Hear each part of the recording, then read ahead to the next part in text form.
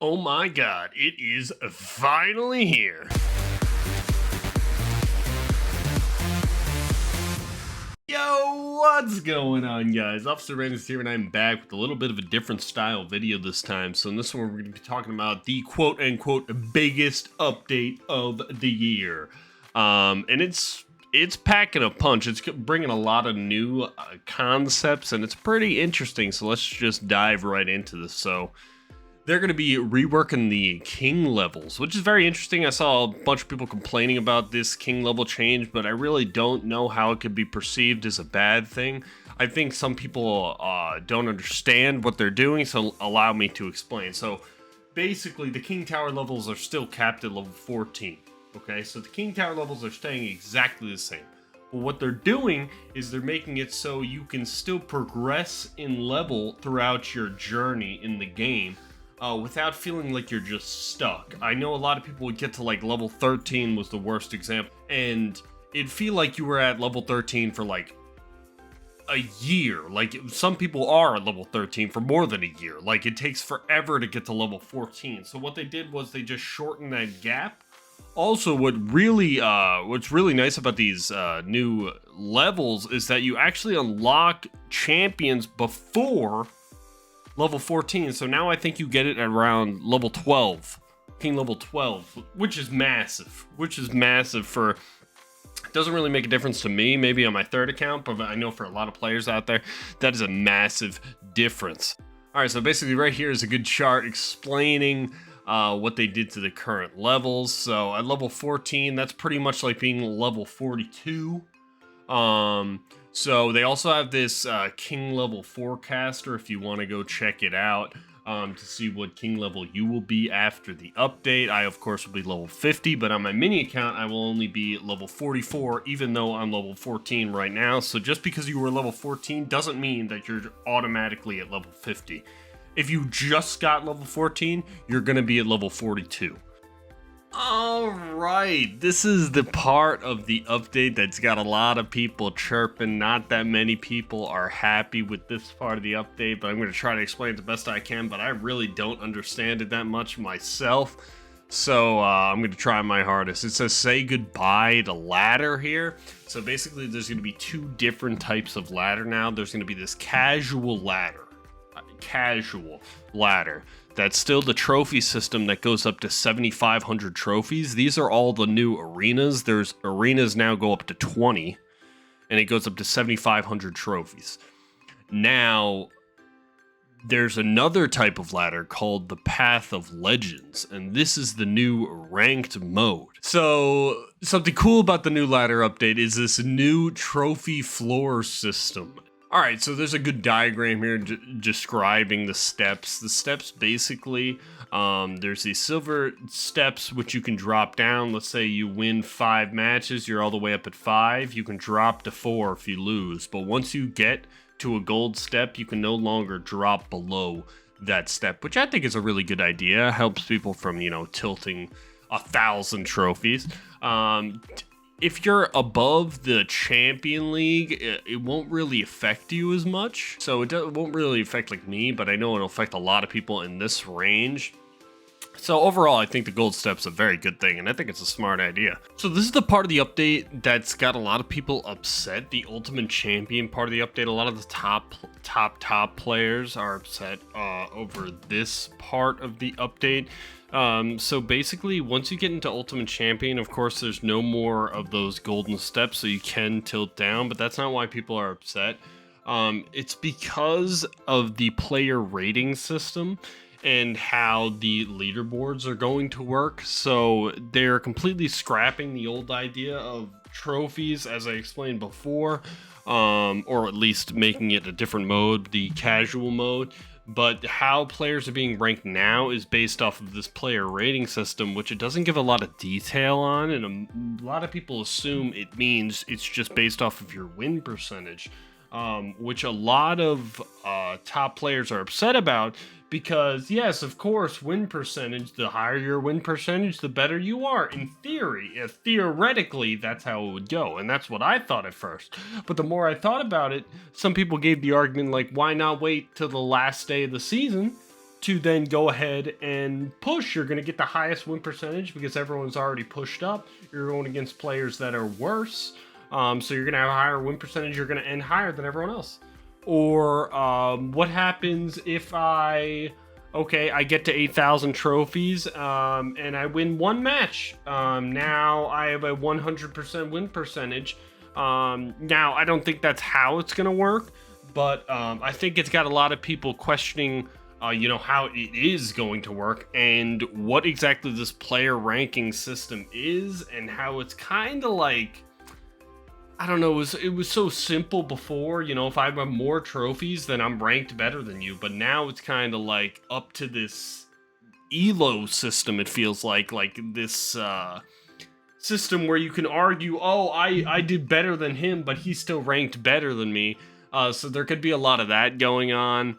I just don't like how it's not set in stone how the player ranking system's going to work, but like I said, I could be wrong once the update drops. We have to wait for the update to drop to really judge this player ranking system and see if it really is as bad as people are making it out to be, or if it's way better than. This section is pretty much telling you how the update's coming out in a couple of days, and that's halfway through the season, so it's kind of going to mess up the season. So pushing right now doesn't really make a lot of sense. It doesn't say this, but I'm telling you this. Pushing right now doesn't really make a whole lot of sense. It's got a lot of people upset. It also means that once the update drops, pushing ladder isn't going to make that much sense either, because the following season, you'll definitely be doing better. I mean, of course, I'm going to try out the new season. Don't not try out the new season, but it's just not, you're not going to be setting any PB. Anyway, your old PB rank will go right here in your legacy best section of your profile. At least that's nice. You get to keep your old PB, and they're changing how the profiles look a little bit. I think it looks a little bit cluttered, but I mean, it's okay if you ask me. It looks better than the old profiles, I would say. So this is just telling you, this chart right here is just telling you when you unlock the cards. The Monk is the last card you unlock. We will talk about the two new cards, the Phoenix and the Monk. Party mode moved to another place. Level up chests go up to 50 now, and they did say on Twitter that if you already start at level 50, you don't get to open all the level up chests, which I think is a little not nice. I would like to open some chests, but I understand. And I don't really need the chests. So let's just talk about the new champion card, the Monk. Basically, the talk of the town is the Monk right here, okay? Ain't a lot of chirping about that Phoenix. Yeah, it's good. This might be the best card ever released in Clash Royale, by far. This card looks like it can do everything and then some. Okay, so the newest thing about this card, the best thing about this card, if you ask me, is that it sends back spells, and not only spells, but it sends back projectiles as well. So anything like a musketeer, an X-bow, a cannon, all those bullets get ricocheted right at it. So it's like the cannon is shooting itself. So, in a way, it almost counters 70% of the cards in the game. The only cards that are good against it are melee cards. But here's the kicker. It also sends back tower arrows, I guess. Princess tower shots. So let's say crossing onto your side, you got a mini P.E.K.K.A, which is a melee troop, which should be good against it. He uses his ability. It takes 80% less damage while it's in that ability, and it lasts 4 seconds, I believe. Yes, 4 seconds. So he's sitting in that ability for 4 seconds. The mini P.E.K.K.A is doing 20% of the normal damage, and the tower, while it's shooting the Monk, is taking damage. So it's just sitting there, hurting the tower, and taking for the mini P.E.K.K.A. It's seeming like it's going to be a really good card. That's not it, but there's more. It also has the pushback, so it does these two punches like this. Boom, boom. Okay, then it does a third mega punch. Mega punch. I don't know what the terminology is, but I'm going to call it a mega punch. Okay, he does a mega punch. The mega punch logs them, not logs them, but pushes them back like a log. But unlike a log, it does it twice, nearly twice as far as a log. The log does 1 tile, it does 1.8 tiles. I was watching a video before, hold on, I'll pull it up right now. This is in the TV Royale video that was released by Clash Royale, showing off the new update. Look at how they place this monk on this golem. So the golem goes down, right? They place it behind the golem. This monk pushes it. Look, did you see how far that push was? Now the video stops here, but I could imagine if that did that 1 or 2 more times, that golem would be on the king tower. So I'm pretty sure you can activate king tower with this thing on top of everything else it also does. It has more health than a golden knight for the same elixir. It sends everything back like this goblin barrel right there. And it does more DPS than a Golden Knight. And this is not to say that the old Golden Knight isn't already stronger than most cards in the game. So this is way stronger than even the Golden Knight. This is an interesting interaction I want to show you here. The shout out Royale API again for this video. The Expo is placed here, and the monk not only tanks for the Expo, but if it uses the ability, it sends back the bullets into the Expo, so nearly kills the Expo. It's still alive with a lot of health, and then we'll end up killing the Expo. Of course, they would put something in front of it, but you can take that out easily with a log afterwards. So it looks ridiculously strong. So just when you thought champions couldn't get any stronger, they did. Alright, just to talk about the last card here, it's called the Phoenix. It's a very interesting, unique concept of a card. Also, I think it's being overshadowed by the Monk, because the Monk is so good, but I think this card is going to be really good too, and I think people are sleeping on how good this card is going to be. So basically, it is a flying card that seems to have a lot of health if you watch right here. You know, it took a couple of these Dark Goblin shots. Look, it looks like it has almost as much health as a Mega Minion, maybe. And it has death damage, and it explodes, and it drops this egg. And this egg, I think it's 4 elixir, by the way. It drops this egg, and this egg, as soon as it drops, hold on, let's see it die.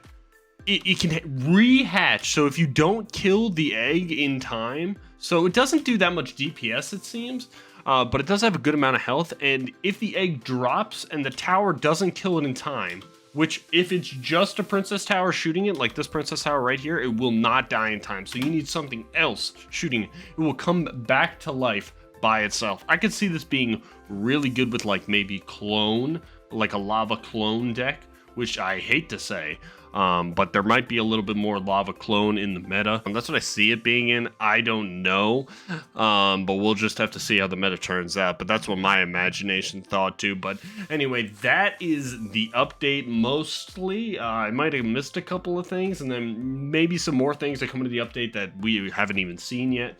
But that's my just general first impressions of the update. I would say overall I'm confused, and I'm waiting for it to actually drop so I can give my full honest opinion on the update. But I'm very excited, and I'm optimistic that it's going to be really good. I think the Monk is going to be the strongest card ever released in Clash Royale. But besides that, besides a couple of emergency nerfs, I think it's a really cool card, and I think it prevents Rocket Cycle and Spell Cycle in the game. So I think that's a really good idea. I was wondering, why didn't they nerf Rocket? That's why they didn't nerf Rocket, because they knew they were coming out with this card that directly nerfs Rocket. But anyway, guys, that's it for this video. I'm going to be posting on YouTube every single day. If you guys stayed till the end, make sure you drop in the comments peppers, bunch of peas, peppers. And yeah, I'm excited for this update. And anyway, I'm Officer Ramses, and I'll peace out, guys. Peace.